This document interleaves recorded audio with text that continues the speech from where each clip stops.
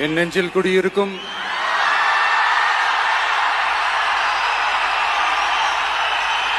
உங்கள் அனைவருக்கும் என்னுடைய வணக்கம். வணக்கம் வணக்கம்.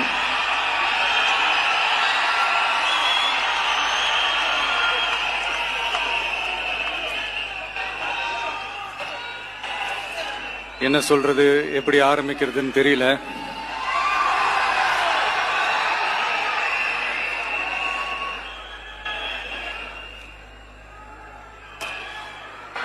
சினிமாவில் எப்படியாவது கஷ்டப்பட்டு வெற்றி அடையணும்னு இருந்த ஒரு சாதாரண அசிஸ்டன்ட் டைரக்டருக்கு பிறந்த ஒரு பிள்ளையா எனக்கும் வாழ்க்கையில வறுமைனா என்னன்னு எனக்கு நல்லாவே தெரியும், பசினா என்னன்னு எனக்கு நல்லாவே தெரியும். நான் ஒன்றும் பெரிய மன்னர் பரம்பரையிலிருந்துலாம் வந்துடல. உங்களை மாதிரி தான், உங்கள ஒருத்த மாதிரி தான், உங்க குடும்பத்துல ஒருத்த மாதிரி தான், உங்க புள்ள மாதிரி தான், உங்க மகன் மாதிரி தான், உங்க அண்ணன் மாதிரி தான், உங்க தம்பி மாதிரி தான்.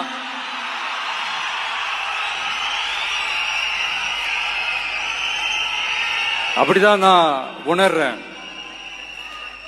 நீங்களும் என்ன அப்படி நினைச்சதுனாலதான் சினிமாவில் எனக்கு ஒரு மிகப்பெரிய ஒரு இடத்த ஒண்ணு கொடுத்தீங்க. அதையெல்லாம் விட்டுட்டு உங்களுக்காக நன்றி கடன் செலுத்துறதுக்காக அரசியலுக்கு வந்த உங்க விஜய, இந்த விஜய, நீ வா விஜய், நாங்களா இருக்கோம், பாத்துக்கிறோம். விஜய் தம்பி நீ வா, நாங்க இருக்கோம்.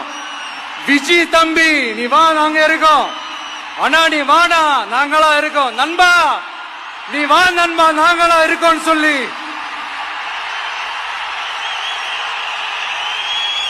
அவ்வளவு அன்பா, அவ்வளவு உறவா என்ன ஏத்துக்கிட்டீங்க. இந்த நேரத்தில் இதை நான் சொல்லணும். இந்த டிராவல்ல, இந்த ப்ராசஸ்ல எனக்கு எவ்வளவோ கஷ்டங்கள், எனக்கு எவ்வளவோ இந்த அவமானப்படுத்தினதெல்லாம் ஒரு பக்கம் இருந்தாலும், எனக்காக கூட நின்ன உங்களுக்கும் அதே மாதிரி கஷ்டங்கள், அதே மாதிரி அவமானங்கள், அதையெல்லாம் நீங்க பெருசா எடுத்துக்காம, அதையெல்லாம் நீங்க பொருட்டாவே எடுத்துக்காம, என்னோட வலிகளை, என்னோட வேதனைகளை உங்களோட தான் நினைச்சு என் கூடவே நின்னு இன்னைக்கு சி ஜோசப் விஜய் எனும் நான்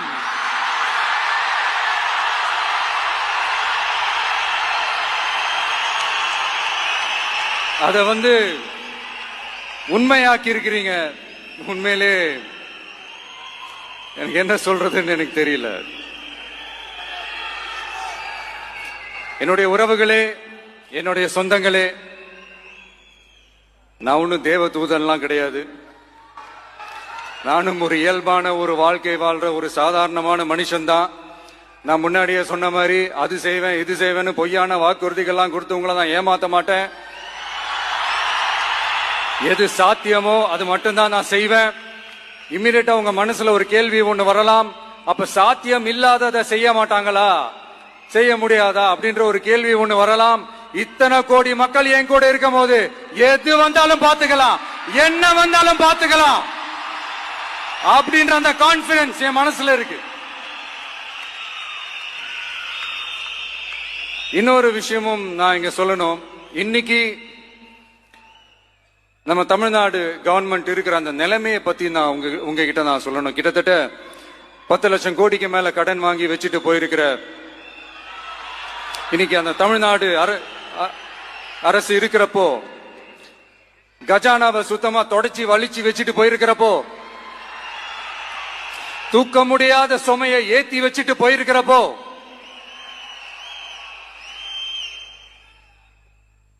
அப்படிப்பட்ட ஒரு நிலைமையில தான் இந்த பொறுப்பை நம்ம கையில் எடுத்திருக்கிறோம்.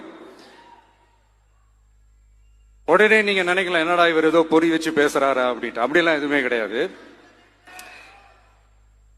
உள்ள போய் பார்த்தா தான் தெரியும் எது எந்த நிலைமையில இருக்குன்னு, என்ன இருக்கு என்ன இல்ல, எது எந்த நிலைமையில இருக்கு எது எந்த நிலைமையில இல்ல. சோ அதையெல்லாம் பார்த்துட்டு உங்களுக்கு ஒரு வெள்ளை அறிக்கையா அதை வெளியிடணும்னு நான் நினைக்கிறேன். ஒரு டிரான்ஸ்பரண்டான ஒரு கவர்மெண்டா, அதாவது இன்னைக்கு நம்ம தமிழ்நாடு கவர்மெண்ட் இந்த நிலைமையில தான் இருக்கு அப்படின்றத உங்ககிட்ட சொல்லிட்டு I just want to take it forward from there. அதைத்தான் நான் முதல்ல செய்யணும்னு நினைக்கிறேன். தமிழ்நாடு பொறுத்த வரைக்கும் யாரையாவது போய் ஏதாவது சந்திக்கணும் அப்படின்னா இந்த மூஞ்ச மூடிக்கிட்டு போய் சந்திக்கிறதோ, என்ன இந்த மறைமுகமா உங்களுக்கு தெரியாம போய் சந்திக்கிறதோ அப்படியெல்லாம் நான் செய்ய மாட்டேன். எதுவா இருந்தாலும் வெளிப்படையாக ஒளிவு மறைவு இல்லாம தான் நான் செய்வேன். இவ்வளவு பெரிய ஒரு பொறுப்பை என் கையில கொடுத்திருக்கிறீங்க. அதே நேரத்தில் எனக்கு கொஞ்சம் அவகாசமும் நீங்க கொடுக்கணும்னு நான் ரிக்வெஸ்ட் பண்ணி கேட்டுக்கிறேன். நான் சொன்னதையெல்லாம் படிப்படியா நிறைவேற்ற நான் ட்ரை பண்ணுவேன், நிறைவேற்றுவேன். அதே நேரத்தில் எனக்கு கொஞ்சம் அவகாசம் கொடுத்தீங்கன்னா எனக்கு கொஞ்சம் உதவியாகவும் ஒத்துழைப்பாகவும் இருக்கும். இது உங்களுடைய ஆட்சி.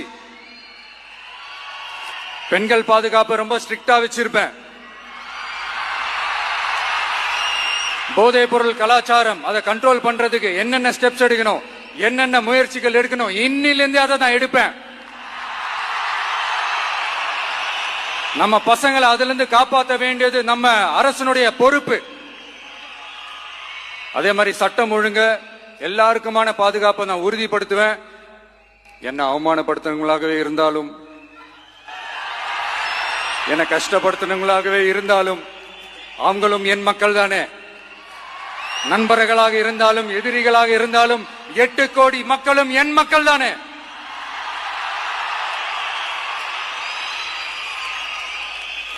அது மாதிரி இந்த அடிப்படை விஷயங்கள், கல்வி, ரேஷன், மருத்துவம், குடிநீர், சாலை வசதி, பஸ் வசதி, இந்த மாதிரி விஷயங்கள்ல தான் என்னுடைய முதல் கவனம் செலுத்தணும்னு எனக்கு தோணுது. நான் முன்னாடியே சொன்ன மாதிரி மக்கள் பணத்துல இருந்து ஒரு பைசா கூட நான் தொட மாட்டேன். எனக்கு அது அவசியமும் இல்ல. அது உங்களுக்கு நல்லாவே தெரியும். இந்த விஜய் தப்பு பண்ண மாட்டான், தப்பு பண்ணவும் விட மாட்டான். அது யாராக இருந்தாலும் சரி, என்னோட கவர்மெண்ட்ல என் கூடவே இருக்கிறவங்களாகவும் சரி, விட மாட்டான். சப்போஸ் யாருக்காவது அப்படி ஒரு எண்ணம் மனசுல இருந்துச்சுன்னா, நம்ம ஜெயிச்சுட்டோம், ஒரு ஆட்டம் ஆடி பார்க்கலாம்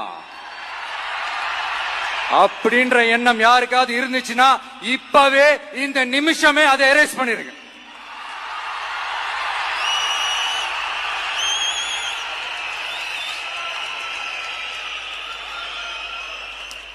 இங்க ஒரே சென்டர் தான், என் தலைமையில் உண்டான சென்டர். இந்த பக்கம் ஒரு சென்டர், இந்த பக்கம் ஒரு பவர் சென்டர், அங்க ஒரு பவர் சென்டர், அதெல்லாம் கிடையவே கிடையாது. இப்பவே சொல்லிடுறேன்.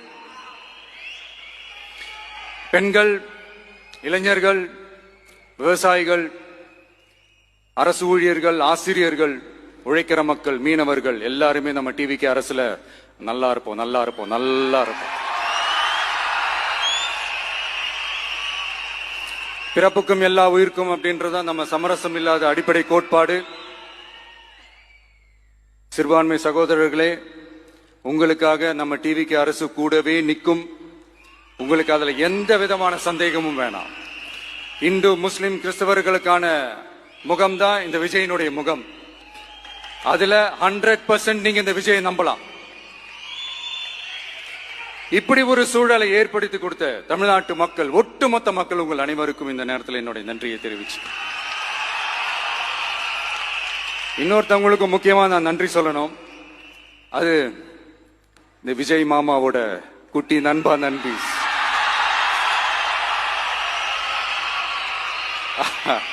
அவங்களாலதான் இது நடந்திருக்கு. உங்களுக்கு எப்படி நன்றி கடன் செய்யணும்? உங்களுக்காக உங்க ஃபியூச்சரை மைண்ட்ல வச்சுக்கிட்டு எல்லா நல்ல விஷயங்களையும் உங்களுக்காக இந்த விஜய் மாமா செஞ்சு கொடுப்பான்.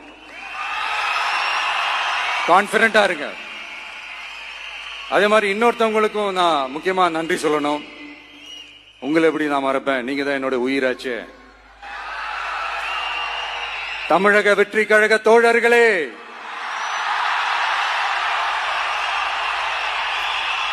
உண்மையில சொல்லனா நீங்க இல்லனா எதுவுமே இல்ல. என்னோட கழக தோழர்களுக்கும் கழக நிர்வாகிகளுக்கும் வாக்கு சாவடி முகவர்களுக்கும், மை டியர் வர்ச்சுவல் வாரியர்ஸ், உங்கள் அனைவருக்கும் கோடான கோடி நன்றிகள். வாங்க எல்லாருமா சேர்ந்து ஒரு ஃப்ரெஷ் கவர்னன்ஸ், ஒரு நியூ கவர்னன்ஸ் ஒன்னு கொடுப்போம். This is a new beginning.